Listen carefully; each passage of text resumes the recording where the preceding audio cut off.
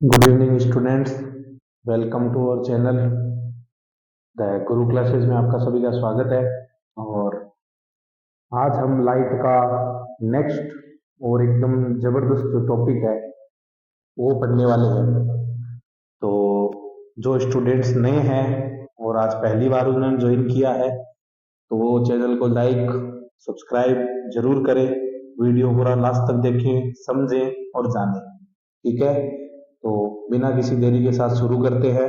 ठीक है, बाकी चीजों के बारे में बाद में बताया जाएगा। तो देखते हैं क्या है। तो आज जो टॉपिक हम शुरू करने वाले हैं उसका नाम है रिफ्लेक्शन या अपवर्तन। क्या पढ़ाना है? रिफ्रैक्शन या अपवर्तन। रिफ्लेक्शन हम पढ़ चुके हैं, परावर्तन हम पढ़ चुके हैं। क्या होता है परावर्तन? क्या पढ़ा था हमने? क्या जाना था कि जब भी कोई लाइट रे आती है किसी सरफेस पर, टकराती है, टकरा करके वापस उसी डायरेक्शन में चली जाती है, लौट जाती है, तो लाइट की प्रकाश की इस घटना को हम क्या कहते हैं? रिफ्लेक्शन कहते हैं। उसके हमने लॉ भी पढ़े थे, टाइप्स भी पढ़े थे, क्या होता है, कैसे होता है, मिरर के बारे में जाना, मिरर फॉर्मूला पढ़ा, कैसे बनते हैं डायग्राम्स, दोनों कॉन्वेक्स कॉनकेव के बारे में जाना। और उसके अलावा हमने प्लेन मिरर यानी समतल दर्पण के बारे में जाना कि समतल दर्पण क्या होता है, प्लेन मिरर से कैसे बनता है। तो ये सब चीजें पढ़ने के बाद आज हम जिस टॉपिक पर पहुंचे हैं, ये मतलब आधा चैप्टर आपका पूरा हो चुका है और ये चैप्टर आपका 8 नंबर का यानी बहुत बड़ी मार्किंग यानी 10% को लेता है। 8 नंबर का मतलब समझ रहे हो? 10% किसमें? साइंस में। ठीक है, तो साइंस आपकी 80 नंबर की है, 100% की, उनमें से 8 नंबर ले रहा है। तो बहुत बड़ा चैप्टर है, बहुत सारी चीजें हैं उसमें। हमने 6 7 8 10 वीडियो बना करके आधा पार्ट निकाला है। तो आधा पार्ट है रिफ्रैक्शन, अपवर्तन। अब ये अपवर्तन क्या है, कैसे वर्क करता है, क्या चीजें होती है, लाइट का क्या फिनोमिनन है, उसके बारे में आज देखते हैं बिना किसी देरी से। उससे पहले मैं आपको एक चीज पूछना चाहता हूँ, लाइट की वो कौन सी लाइन है या कौन सी वो प्रॉपर्टी है जिस पर ये दोनों घटनाएं, रिफ्लेक्शन, रिफ्रैक्शन यानी परावर्तन और अपवर्तन टिकी हुई है? तो कमेंट सेक्शन में जरूर बताएं, वीडियो के इस टाइमलाइन पर ऐड करते हुए, ताकि मेरे को पता चले कितने बच्चे ध्यान से पढ़ रहे हैं। ठीक है, तो देखो वो लाइन कौन सी है, ध्यान से समझना कि light always travel in straight line, यानी प्रकाश हमेशा सीधी या सरल रेखा में गमन करता है। कि प्रकाश हमेशा सीधी या सरल रेखा में गमन करता है, ये चीज इसी लाइन या इसी अपने जो कॉन्सेप्ट है उस पर पूरा का पूरा टॉपिक या पूरी लाइट की जो दो फिनोमिनन है जिनके बारे में डिटेल से पढ़ रहे हैं, पूरा सारा इस पर डिपेंड है। और रिफ्रैक्शन होता क्या है, ध्यान से सुनना। देखो ये एक मीडियम है, ठीक है, नाम दे दो इसको एम या एन। ये सरफेस है, दो मीडियम के बीच में। मान लो इधर वाटर है या ग्लास है, कुछ भी एक चीज है, ठीक है। अब मान लो यहां हवा से लाइट जा रही है वाटर के अंदर या ग्लास के अंदर, ठीक है। अब ये लाइट गई, आने वाली को क्या बोलते हैं? आपतित किरण। आपतित किरण, इंसिडेंट रे, ये है आपतित किरण, आने वाली को बोलते हैं। और उसी के उस डायग्राम के अंदर भी हमने यही देखा था। तो अब आगे देखना, इस लाइन के अकॉर्डिंग, इस रूल के अकॉर्डिंग लाइट जो प्रकाश किरण आती है उसको सीधी रेखा में जाना चाहिए था, एकदम सीधा निकल जाती, एकदम आगे की तरफ चली जानी चाहिए, ठीक है। ये हमारा रूल कहता है, कौन सा? ये वाला। बट हुआ क्या, जैसे ही मीडियम फर्स्ट यानी माध्यम फर्स्ट से किसी अदर मीडियम सेकंड यानी माध्यम दूसरे में गई, तो अब इसके साथ ये हम बना देते हैं इसका नॉर्मल। अब इसके साथ दो घटनाएं हो सकती है, या तो ये थोड़ी सी दूर चली जाएगी या ये थोड़ी सी पास आ जाएगी। किसके? इस नॉर्मल के। ये आपका नॉर्मल है। क्या है? नॉर्मल यानी अभिलंब। और आपको पता है अभिलंब से ही हम कोण को मापते हैं, तो ये एंगल आई है इधर, आपतन कोण, और इन दोनों में से कोई न कोई घटना होगी, या तो घटना फर्स्ट होगी या घटना सेकंड होगी। अभी क्यों हुआ? देखो, अपवर्तन रिफ्लेक्शन क्या होता है?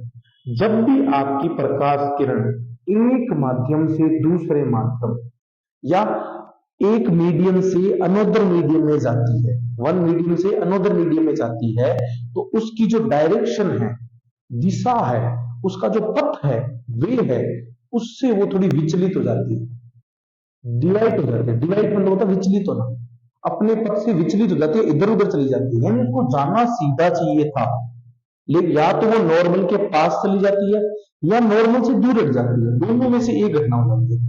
ठीक है, तो ये दोनों में से कोई सी भी घटना हो सकती है जब वो एक मीडियम से दूसरे मीडियम में जाती है। तो क्या होता है जब वो एक मीडियम से दूसरे मीडियम में जाती है? तो इसी को ही हम क्या बोलते हैं? रिफ्रैक्शन ऑफ लाइट बोलते हैं। क्या होता है वो अपन आगे पढ़ेंगे, लेकिन पहले इसकी डेफिनेशन देखो। डेफिनेशन क्या होगी कि जब प्रकाश किरण एक माध्यम से दूसरे माध्यम में जाती है तो अपने वास्तविक पथ से विचलित हो जाती है। यानी जब भी लाइट रे एक मीडियम से वन मीडियम से अनदर मीडियम में ट्रेवल करती है, तो अपना जो रियल पाथ है उससे थोड़ी डिवाइड हो जाती है, ठीक है ना, और इधर उधर चली जाती है। इधर उधर का मतलब क्या हो गया? यहाँ पर या तो ऊपर या नीचे, यानी या तो फर्स्ट पोजीशन या सेकंड पोजीशन, दोनों में से एक होगा।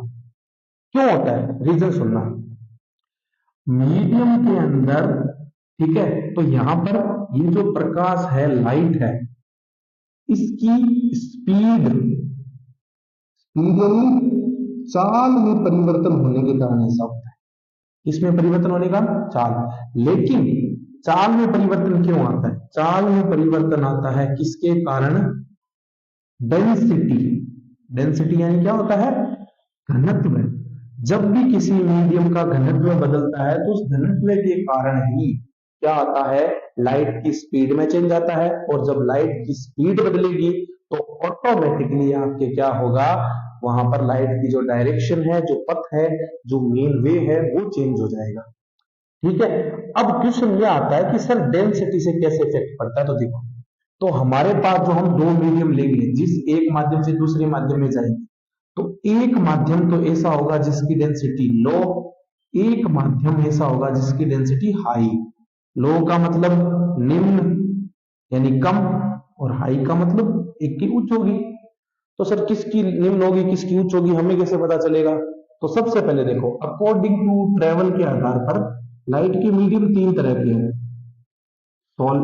सॉलिड, ठोस, दूसरा लिक्विड यानी द्रव, तीसरा गैस यानी आपका गैस ले लो। ये तो तीन तरह के मीडियम हो गए। फोर्थ इसके अंदर मान लेते हैं हम निर्वात, वैक्यूम यानी निर्वात। ये आपके चार तरह की चीजें होती है जिनमें से, या चार तरह के मीडियम होते हैं जिनमें से क्या होता है? लाइट ट्रेवल करती है। निर्वात क्या है? वैक्यूम ऐसी जगह है जहां पर कोई मीडियम नहीं होता, कोई पार्टिकल्स नहीं होते। जैसे सन और अर्थ के बीच की डिस्टेंस, वहां पर कोई मीडियम नहीं है, तो वो वैक्यूम है, वो निर्वात है, वहां पर कोई लाइट को कोई प्रॉब्लम नहीं होगी। तो इसका मतलब डेंसिटी के आधार पर यदि इनको मैं अरेंज करूं तो सबसे ज्यादा डेंसिटी सॉलिड की, सबसे ज्यादा घनत्व, क्योंकि इसके पार्टिकल बहुत ज्यादा पास पास होते हैं। जिनके पार्टिकल पास पास होते हैं उनकी डेंसिटी ज्यादा होती है, तो इसके पार्टिकल सबसे पास पास होते हैं सॉलिड की। फिर लिक्विड, फिर गैस, और फिर आके किसके आता है नंबर? वैक्यूम। तो ये है डेंसिटी का क्रम, घनत्व का क्रम। सबसे ज्यादा सॉलिड की, फिर लिक्विड की, फिर गैस की, फिर वैक्यूम की। और वैक्यूम के अंदर ही सबसे ज्यादा क्या होती है, लाइट की स्पीड होती है c is equal to 3 multiply 10 की पावर 8 मीटर पर सेकेंड। ये स्पीड है किसकी, वैक्यूम में। तो धीरे धीरे इसका मतलब स्पीड क्या होगी, कम होती जाएगी, धीरे धीरे कम होती जाएगी।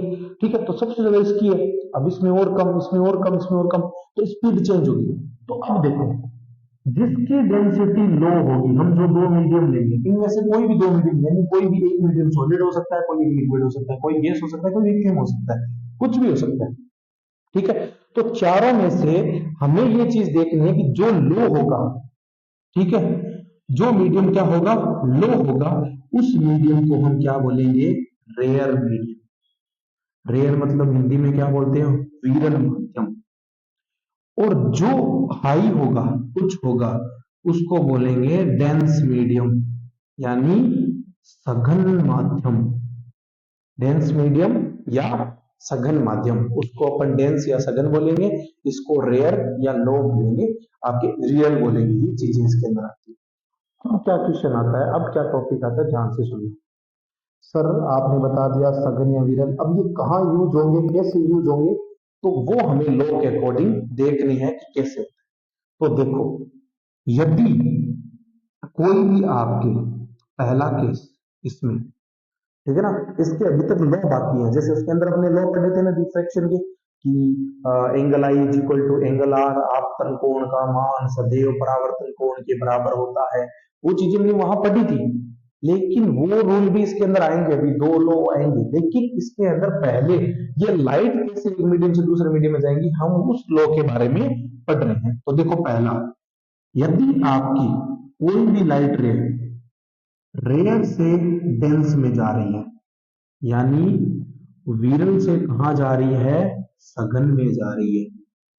विरल से कहा जा रही है, सघन में, यानी रेयर से डेंस में जा रही है। मान लो पहला मीडियम रेयर है, दूसरा मीडियम, तो क्या होगा, लाइट रे पास में आएगी या दूर जाएगी। ठीक है, तो यहां पर ये पहला नहीं है, इसको अपन दूसरा ले लेते हैं। क्यों, क्योंकि दूसरा नियम फॉलो करेगी। दूसरा नियम क्या है, कि नॉर्मल की तरफ बेंड हो जाएगी, नॉर्मल की तरफ झुक जाएगी।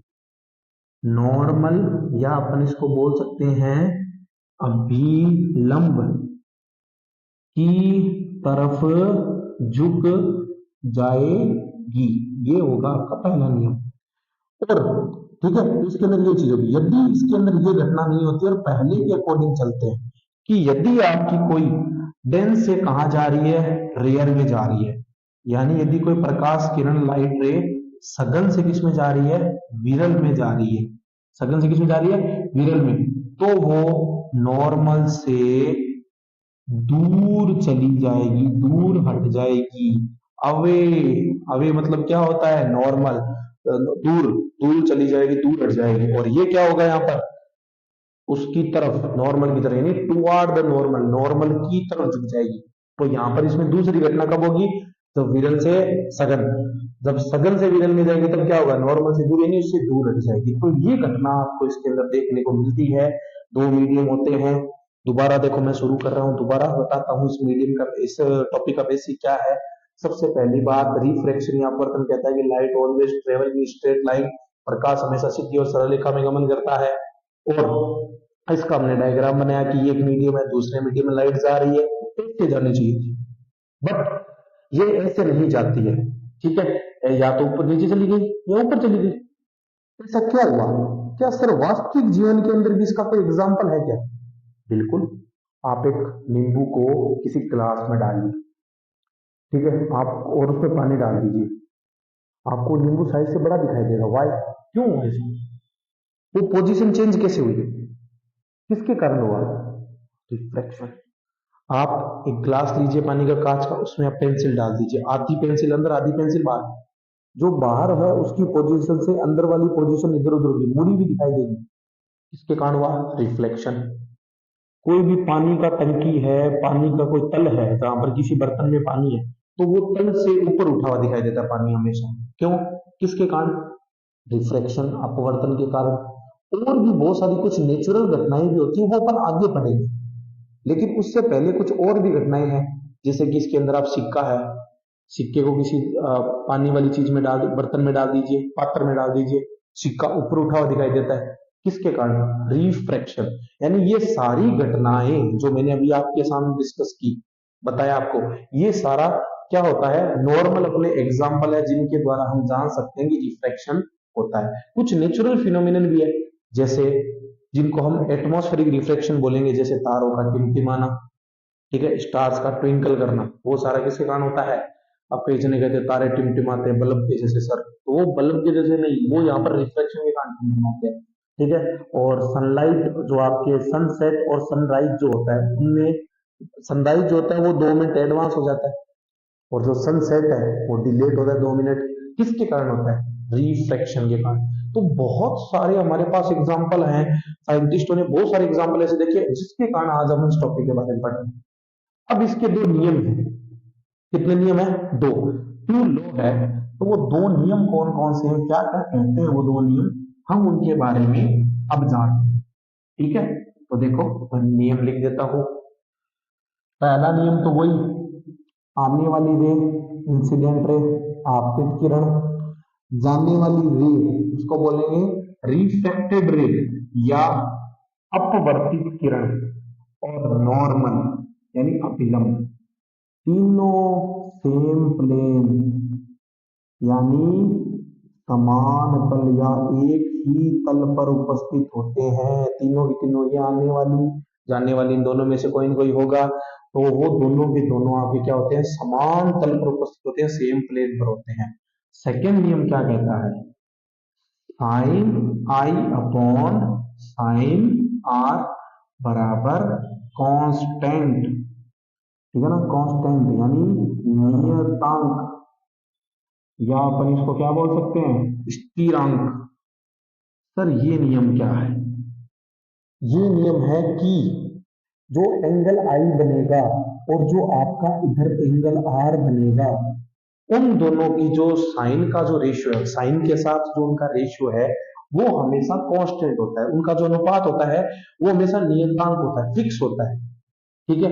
ये फिक्स कैसे है, क्या है इसका एडवांटेज, क्या है फायदा, क्या है, वो हम आगे और पढ़ेंगे। जब हम रिफ्रैक्टिव इंडेक्स पढ़ेंगे तब ये टॉपिक दोबारा आएगा, और इसके बारे में सबसे पहले स्नेल ने बताया था, इसलिए इसको स्नेल का नियम, स्नेल का नियम, स्नेल्स लॉ भी कहते हैं। कई बार क्वेश्चन आता है कि स्नेल के नियम के अनुसार, और यहाँ पर साइन का, साइन को हिंदी मीडियम में यहाँ पर जया बोला गया है। क्या बोला गया? जया की, साइन की जया या आपतन कोण की जया और अपवर्तन कोण की जया का अनुपात क्या होता है? नियतांक होता है, ठीक है ना। साइन एंगल ऑफ साइन आई और एंगल ऑफ साइन यानी जो आपकी ये है, इससे जुड़ी हुई चीज होती है वो कांस्टेंट होती है, नियतांक होती है, स्थिरांक होती है। ये बड़ी डिटेल है। और साइन का प्रयोग कब होता है वो तो आपने पहले देखा होगा, ठीक है, कि भाई साइन टेन कॉट ये सारे एंगल है, तो उसके अनुसार यहाँ पर एंगल का यूज होता है, और ये कांस्टेंट और नियतांक है। तो ये 2 नियम है। रिफ्लेक्शन में भी 2 नियम थे, परावर्तन में भी 2 नियम थे। पहला नियम सेम था, सेकेंड नियम उसमें था कि एंगल आई एंगल आर के बराबर है, आपतन कोण परावर्तन कोण के बराबर। यहाँ पर इन दोनों का रेशियो, साइन के साथ जो रेशियो अनुपात है वो क्या होता है? कांस्टेंट होता है, नियतांक होता है। इसको स्नेल का नियम भी कहते हैं। तो ये सब चीजें हैं वो सारी हमें अपवर्तन में पढ़नी है, ठीक है।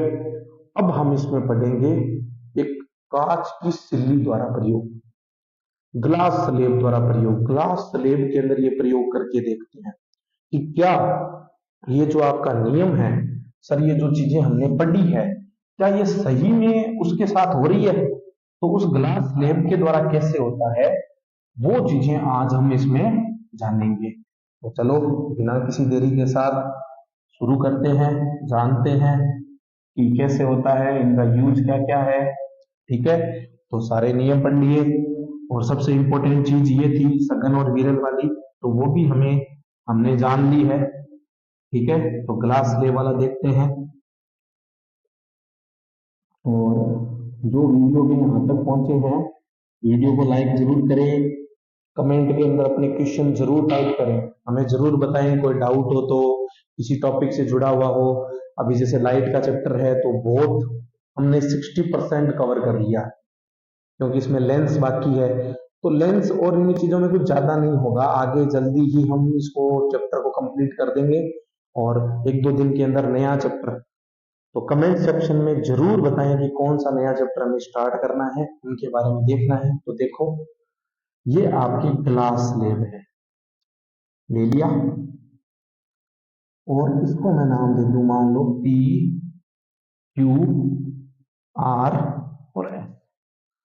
अब मुझे क्या करना है, आप इस प्रैक्टिकल को घर पे कर सकते हो। कैसे? कि आपको एक थर्मोकोल शीट लेनी है, ठीक है, या कोई सहारे के लिए कोई जगह ले ली। उसके बाद उसके ऊपर आपको एक कागज लगाना है, व्हाइट पेपर लगा दिया। उसके बाद आपको ऐसी कांच की सिल्ली या ग्लास स्लेब लेके आनी है, ठीक है, और उस ग्लास स्लेब को उसके ऊपर रखकर आपको बाउंड्री ड्रॉ करनी है। कर दी बाउंड्री ड्रॉ। उसके बाद आपको दो पिन लगानी है, मान लो ये दो पिन लगा देंगे, और इस सरफेस के द्वारा दो पिन लगाने के बाद उन दोनों को इधर से देखना है, ठीक है। अब मान लो ये दो मैंने पिन यहाँ पर लगाई, ठीक है ना, एक यहाँ पर है, एक यहाँ पर है। आप इनको कोई भी नाम दे सकते हैं, ए बी दे दो, बी सी दे दो। जैसे मैं यहाँ पर इसको मान लो ए नाम दे रहा हूँ, इसको बी नाम दे रहा हूँ, कोई भी नाम दे सकते हैं, ठीक है। अब मेरे को ये जो लाइट रे है इनकी किसी भी जानी चाहिए इसे, लेकिन ये लाइट रे जाती कैसे है, ध्यान से देखना, ऐसे अंदर और फिर ऐसे बाहर को ये बना दिया। यानी इसको भी ऐसे चाहिए था, लेकिन ऐसे है, इसको M M dash N N dash. अब क्या हुआ, देखो ये लाइट रे, ये दोनों पिन है ए बी, मान लो मेरे को यहाँ पर दिखाई दे रही है ए और बी वाली, यहाँ पर सी और यहाँ पर डी पर दिखाई दे रही है, ठीक है। ए बी वाली दोनों पिन है, मैंने देखा तो यहाँ पर दिखाई दे रही, तो मैंने यहाँ पर भी दो पिन लगा दी।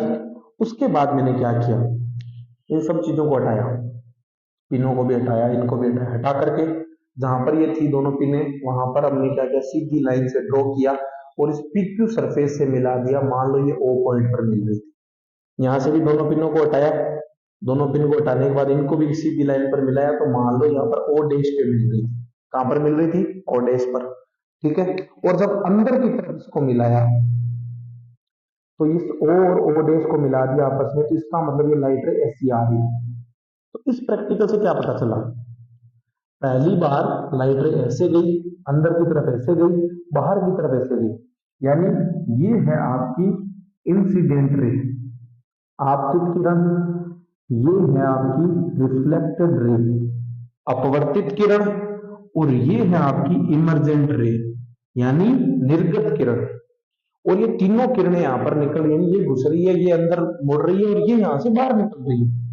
तो अब हुआ क्या, ये चीज पता चली कि पहले वाला आपके एयर था, एयर से आई किसमें, ग्लास में, एयर यानी हवा, वायु, वायु से ग्लास में आई। सेकेंड टाइम ग्लास से किसमें आई, एयर। तो अब वो जो हमने नियम पढ़े थे, सघन से विरल, विरल से सघन, रेयर से डेंस, डेंस से रेयर, वो नियम यहाँ अप्लाई करने हैं।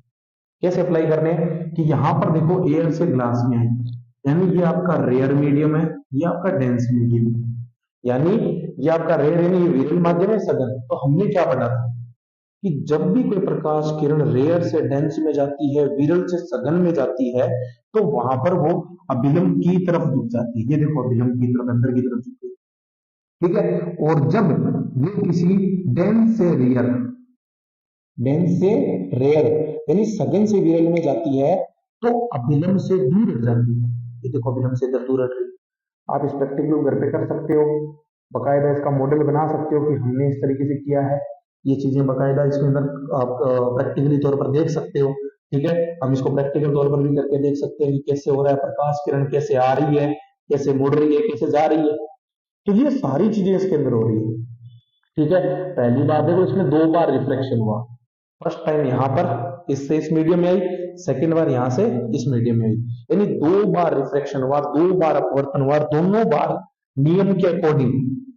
यहाँ पर आपके विरल से सघन में, दूसरी बार सघन से विरल में, यानी रेयर से डेंस, डेंस से रेयर, इस प्रकार। अब कई बच्चे इस टॉपिक को बड़ा ही मतलब इसे डीपली बताते हैं कि सर बहुत हार्ड है, समझ नहीं आ रहा, कैसे डायग्राम बना है, नाम कैसे बने हैं, हम कैसे करेंगे। तो बेटा बहुत ईजी है, आपको सिर्फ समझना है कि हमें सिर्फ इन प्रकाश किरणों को कैसे एक मीडियम से दूसरे मीडियम में लेके जाना है, ये कैसे चेंज होंगे।